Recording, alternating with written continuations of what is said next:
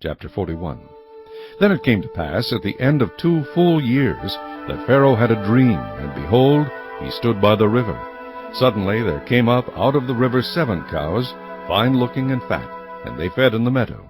Then behold, 7 other cows came up after them out of the river, ugly and gaunt, and stood by the other cows on the bank of the river.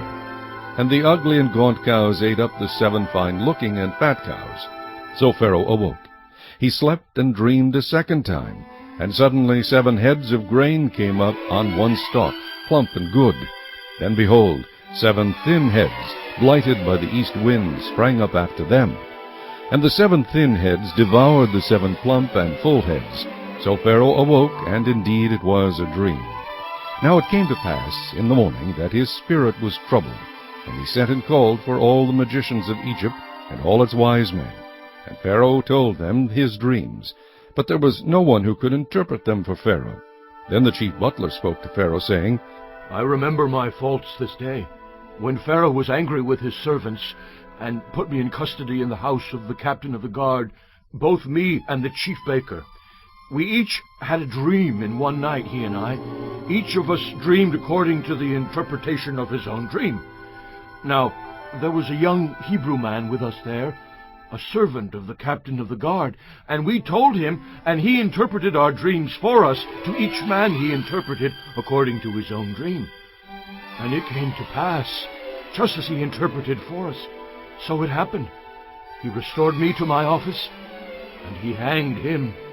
Then Pharaoh sent and called Joseph, and they brought him quickly out of the dungeon, and he shaved, changed his clothing, and came to Pharaoh.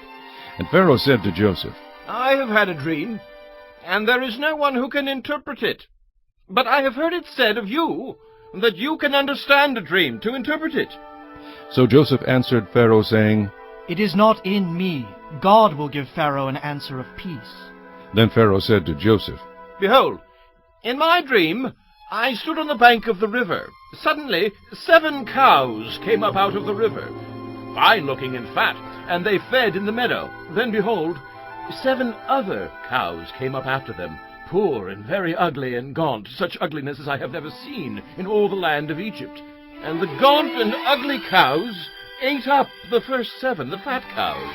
When they had eaten them up, no one would have known that they had eaten them, for they were just as ugly as at the beginning. So I awoke. Also I saw in my dream, and suddenly 7 heads came up on one stalk, full and good. Then behold, 7 heads withered, thin, and blighted by the east wind, sprang up after them. And the thin heads devoured the 7 good heads. So I told this to the magicians, but there was no one who could explain it to me. Then Joseph said to Pharaoh, The dreams of Pharaoh are one. God has shown Pharaoh what he is about to do. The 7 good cows are 7 years, and the 7 good heads are 7 years. The dreams are one. And the 7 thin and ugly cows which came up after them are 7 years, and the 7 empty heads blighted by the east wind are 7 years of famine. This is the thing which I have spoken to Pharaoh. God has shown Pharaoh what he is about to do. Indeed, 7 years of great plenty will come throughout all the land of Egypt, but after them 7 years of famine will arise, and all the plenty will be forgotten in the land of Egypt, and the famine will deplete the land. So the plenty will not be known in the land because of the famine following, for it will be very severe. And the dream was repeated to Pharaoh twice, because the thing is established by God, and God will shortly bring it to pass. Now, therefore, let Pharaoh select a discerning and wise man, and set him over the land of Egypt. Let Pharaoh do this, and let him appoint officers over the land to collect 1/5 of the produce of the land of Egypt in the 7 plentiful years. And let them gather all the food of those good years that are coming, and store up grain under the authority of Pharaoh, and let them keep food in the cities. Then that food shall be as a reserve for the land for the 7 years of famine which shall be in the land of Egypt, that the land may not perish during the famine. So the advice was good in the eyes of Pharaoh, and in the eyes of all his servants. And Pharaoh said to his servants, Can we find such a one as this, a man in whom is the Spirit of God? Then Pharaoh said to Joseph, Inasmuch as God has shown you all this, there is no one as discerning and wise as you. You shall be over my house, and all my people shall be ruled according to your word. Only in regard to the throne will I be greater than you. And Pharaoh said to Joseph, See, I have set you over all the land of Egypt. Then Pharaoh took his signet ring off his hand, and put it on Joseph's hand. And he clothed him in garments of fine linen, and put a gold chain around his neck. And he had him ride in the second chariot which he had, and they cried out before him, Bow the knee. So he set him over all the land of Egypt.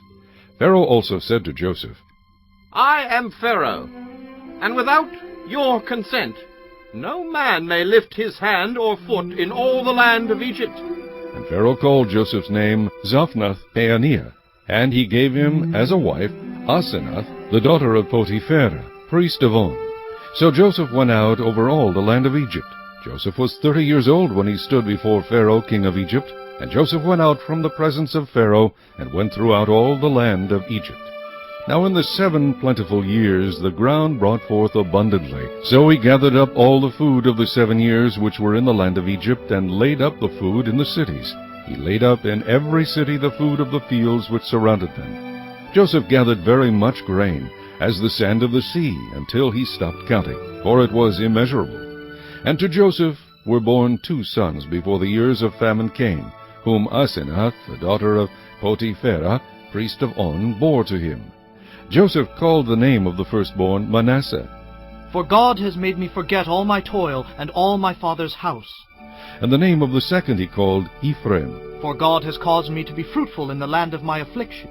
Then the 7 years of plenty which were in the land of Egypt ended, and the 7 years of famine began to come, as Joseph had said. The famine was in all lands, but in all the land of Egypt there was bread. So when all the land of Egypt was famished, the people cried to Pharaoh for bread.